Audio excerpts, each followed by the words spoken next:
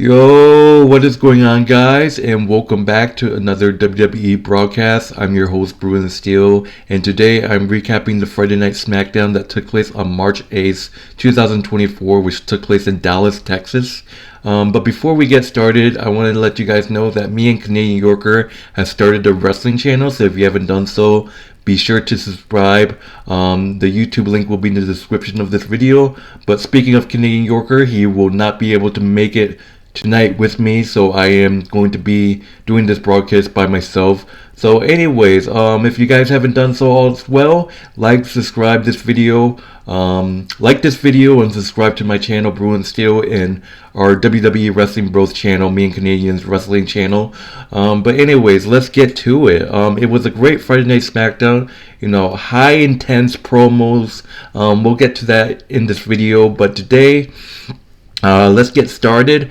So starting off, we start off with Logan Paul, the United States champion, and obviously Logan Paul, last time we saw him was losing at the Elimination Chamber match where he lost to, he was the final three, but he got eliminated by Randy Orton, and then costing Randy Orton. And since then, I knew that maybe, Randy Orton's going to come up, and that's exactly what he did. Logan Paul makes his entrance along with his partner KSI. If you guys don't know KSI, he's a boxer, he's a YouTube contenter, he's hilarious. He's part of the Simon group on YouTube, so be sure to check him out. He's hilarious, and he makes songs as well.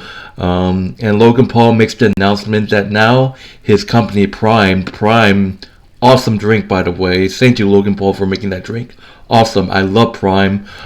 He has announced that Prime Hydration has partnered with WWE to be in the first ever center ring sponsor starting at WrestleMania in every pay-per-view from now on. So that's going to be excited.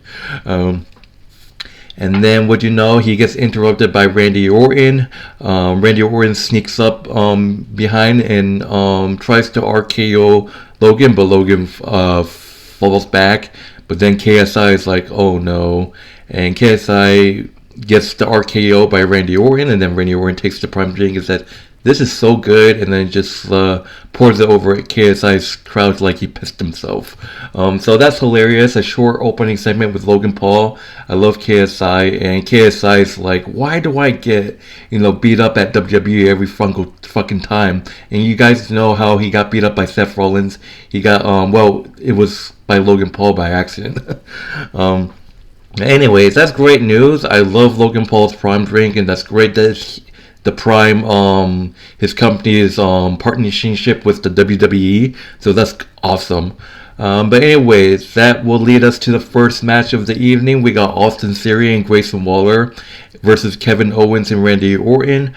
This was a great match. It's Austin Theory and Grayson Waller. I said this before and I say it again, they have a future together. But despite that, me thinking, look, I'll say it plain as days, I think Austin Theory is going to turn face.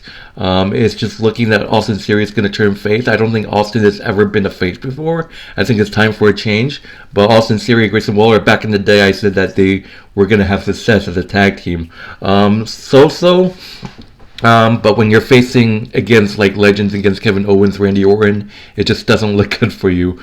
It went back and forth, obviously. Kevin Owens has beef against, Austin Theory and Grayson Waller. Obviously, Kevin Owens has unfinished business with Logan Paul as well.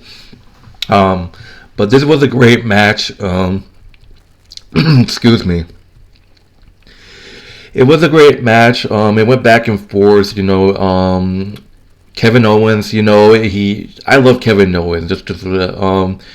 Austin Theory runs interference, hanging a DDT. Grayson Waller steals it, almost steals it actually.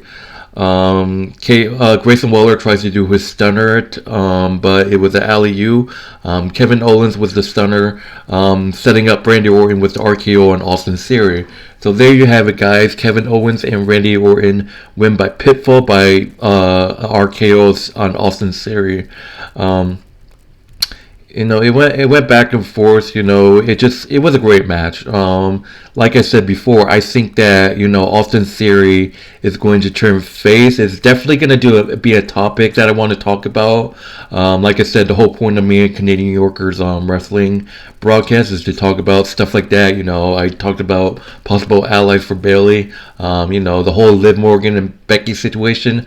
I do want to do like small topic stuff like that, but that's definitely in the books for me talking about if Austin Theory is going to turn face or not. But anyways, Kevin Owens and Randy Orton, surprisingly, I actually love it. I actually like Randy Orton and Kevin Owens as a tag team. They just seem unstoppable. But anyways, yes, Kevin Owens and Randy Orton defeats Grayson Waller and Austin Theory by pinfall. It was a great match. Moving on, I don't really talk about backstage segment, but Kayla Braxton had an interview with Bayley. Bayley said that she made Damage Control and she wants to end Damage Control, setting up a one-on-one match between Bayley and Dakota Kai, and I call it too. The whole storyline with Damage Control is interesting. I made a video, like I said earlier, just a couple minutes ago. I made a video, talking my thoughts about what Bayley's possible allies are. But it's going to be hard because, obviously, there's history. When Bayley was on Damage Control, she called chaos, made enemies. But we have to see who helps Bayley. But there was a segment between Naomi and Bianca. Naomi feels bad, but Bianca's saying that, don't be watching a crybaby Bayley. You have no idea what she have done. And I was one of those, and I admit it, guys, I was one of those people who actually thought Bianca could help Bayley, but, I don't expect it to be that quick because, obviously the history with Bianca and Bayley, Bayley putting her out, injuring her leg with the steel chair, whatever. I just feel like it's going to take time to trust Bayley again. But I still believe that maybe Naomi was on my list, so it looks like Naomi might actually help Bayley. Bianca, after some time, maybe, I don't know. People are saying that she's pulling a Drew on a Jay, like Bayley's a Jay in this situation, Bianca's a Drew. There's a lot of people saying that Bianca might actually turn heel, and I can see it. But anyways, moving on to the next match, we got Bobby Lashley and Karrion Kross. You all know the rivalry going on between these two men with Bobby Lashley and the Street Profits, B-Fab, and then Karrion Kross with the Authors of Pain, obviously, and basically, this went back and forth. Bobby Lashley is strong, Karrion Kross is great. So far, I love this faction with Karrion Kross, Scarlett, Authors of Pain. I love it. But obviously, Bobby Lashley, I think I actually thought it was like two heels going at it. But obviously, I think Bobby Lashley is a tweener, whatever. I forgot how you pronounce it, but he's like a hero and a villain. So, but it went back and forth. Scarlett, I knew Scarlett was gonna get involved in this match, obviously, but they said that no Street Profits, no AOP, just me one-on-one. But Karrion Kross is just a snitch. At one point, Bobby Lashley was going to put Karrion Kross back first into the steel post, but Scarlett was able to block the first time, but the second time she wasn't able to block it. But then it seems like Bobby had this match won with a big spine buster, but the Author of Pain hit the ring and beat him down, causing a disqualification. I'm like, really? You said you wanted him one-on-one, no outside interference. I mean, it's Karrion Kross, what do you know? And then the Street Profits runs to even the odds. It seems like Bobby Lashley was going to get the last lock with the Hurt Lock on Karrion Kross, but Scarlett gets involved. B-Fab shows up and chases Scarlett back to the backstage, and then Bobby Lashley started getting attacked by AOP and Karrion Kross. Karrion Kross was able to lay out Bobby Lashley getting the last ref. So Bobby Lashley defeats Karrion Kross by disqualification, presumably. So, but expect. And I said this before, it's probably going to be Bobby Lashley and Karrion Kross at WrestleMania. They just need a clean winner. Just like Just like Imperialism and New Day, when they had that rivalry, it's been countouts, disqualification. Bobby Lashley and Karrion Kross definitely need a clean winner. Obviously, I can see a rematch between Bobby Lashley and Karrion Kross, but we have to wait and see. But yes. Alright, so moving on to the next match. We got Michin versus Tiffany Stratton. It's Tiffy time! Hell yeah, I love Tiffany Stratton. She's gorgeous, she's hot, she has the moves. Oh yeah. Ludwig Kaiser's probably gonna beat me up after hearing me say that. Sorry. But anyways, a rematch. Michin versus Tiffany Stratton in a rematch.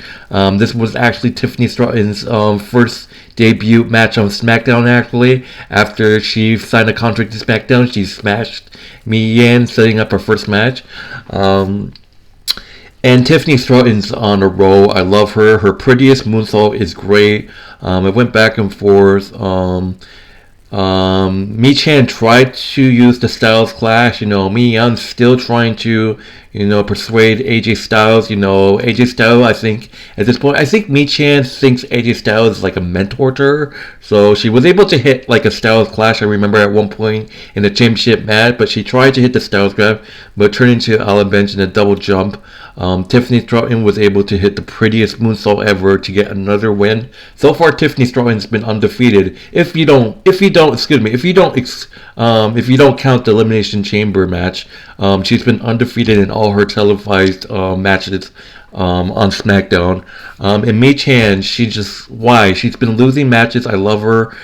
She just broke up with OC. I don't even think OC is a thing anymore, knowing that the OC got traded to NXT. AJ Styles turned heel, and AJ Styles didn't want to be part of OC. I don't know. I feel like Michin could turn heel and then actually join AJ. I don't know, it's a possibility, but I don't want to talk about this. But speaking of AJ, he had a little package explaining his actions that he screwed LA Knight in the Elimination Chamber, and LA Knight beating the shit out of the TV. And I said this before, I'll say it again, it's going to be AJ Styles and LA Knight at WrestleMania, unless WWE books a one-on-one match between those two at some point. But we have to see what happens. But moving on, we got Angel Garza, one half of Santos Escobar's group. I can't even say their group name. Legado del Fantasma, yep, part of one half of Legado is just fact about whatever versus Dragon Lee. Obviously, Dragon Lee. People say he's a fan of LWO. I don't know if Dragon Lee is part of LWO, but obviously we saw the return of Rey Mysterio and this feud between Legado del Fantasma and LWO has been taking it to a turn. They could set up something with a rivalry at WrestleMania, and like I said before, it's most likely probably going to be Santos Escobar versus Rey Mysterio. But we got Dragon Lee versus Angel Garza. Dragon Lee actually did really well. Actually, by the way, Dragon Lee got bullied by Legado del Fantasma earlier in backstage. Santos Escobar telling him that he's not the future or whatever. But Dragon Lee actually did cook in this match. I actually thought that Angel was probably going to win because of the number game. Santos Escobar was out there along with Lopez, obviously. But it was a great match. Angel, the mind games, pretending that he's hurt and taking advantage. Dragon Lee, I love Dragon Lee. He grew up, idolizing Rey Mysterio, obviously. But actually, this was a great match, and Dragon Lee was able to get the win, a huge win. Dragon Lee was the huge win. I actually thought Angel was going to win because of the interference. Dragon Lee was able to defeat Angel with the Hurricane Ran. Now, whatever it's called, it was great. And then Dragon Lee gets beat up by Legado del Fantasma.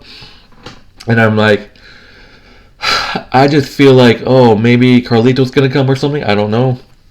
But, excuse me, Dragon Lee defeats Angel Garza by pinfall. And afterwards, Dragon Lee gets beat up. So, yeah. But anyways, moving on to the final segment, the main event, we got the Bloodline, we got Roman Reigns, we got Dwayne Johnson, and we got Paul Heyman, we got Solo Sikoa, and we got Jimmy Uso, and this is finally time. It's time for Cody Rhodes and Seth Rollins to accept The Rock's challenge, and we have to see what happens. Cody Rhodes and Seth Rollins makes their entrance, but through the crowd, kind of like the Shield. So it's kind of, playing mind games, And I called this before, Nick Aldis bringing out security. And it was a huge confrontation.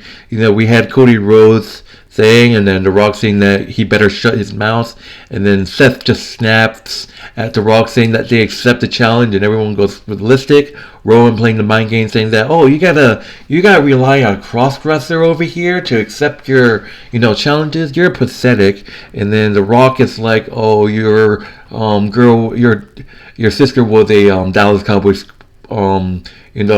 cheerleader, and your brother was a Hall of Fame, and you're like 22 years younger than them, and said it was a mistake. And then basically Cody Rhodes slapped the shit out of The Rock, getting revenge, and that's just there. It just ends the segment right there. Like, why? But that's official, guys. Seth Rollins calls The Rock Mr. Midlife Crisis. So it's official, actually, depending on... It doesn't look like Cody Rhodes wanted to accept the challenge, but they just ended the show right after Cody Rhodes slapped The Rock across the face. But it is official, guys. It's going to be The Rock, Dwayne Johnson, and Roman Reigns versus Cody Rhodes and Seth Rollins. The stipulation is that if Cody Rhodes and Seth Rollins beat them, Cody Rhodes is free from the Bloodline. So that means it's just going to be a regular one-on-one. I mean, they say that, but I have a feeling they're just going to bring out the Bloodline anyways, because look what happened last year at WrestleMania. Cody was going to go for the win, but Solo got banned from ringside, but he just came back. But they said that, if the Bloodline wins, it's going to be Bloodline rule. So most likely we'll see like Cody Rhodes and Roman Reigns in like anything goes, like a street fight or something like that. Or it could be, imagine if they faced off against each other in like a Iron Man match. The last Iron Man match I saw was at I forgot the pay-per-view, but it was Randy Orton and John Cena over the WWE Championship. But that could happen, but yeah. But anyway, guys, that will do it for this Friday Night Smackdown. And in terms of grading, I loved the segment at the end, but I just didn't like how they ended the show after the slap. But I give this a A-. I love this show. SmackDown's been short, but it is what it is, the road to WrestleMania. But anyways, that would do it, guys. Thank you guys for watching. Like I said, my good friend Canadian Yorker did not join me tonight. If you guys haven't done so, be sure to check out his channel. His YouTube link will be in the description of this video. Be sure to subscribe to Brew and Steel, and subscribe to WWE Wrestling Bros, which is the channel that me and my friend Canadian Yorker made. But anyways, thank you guys. I hope you guys enjoy your Saturday night. I'll see you guys later. Peace.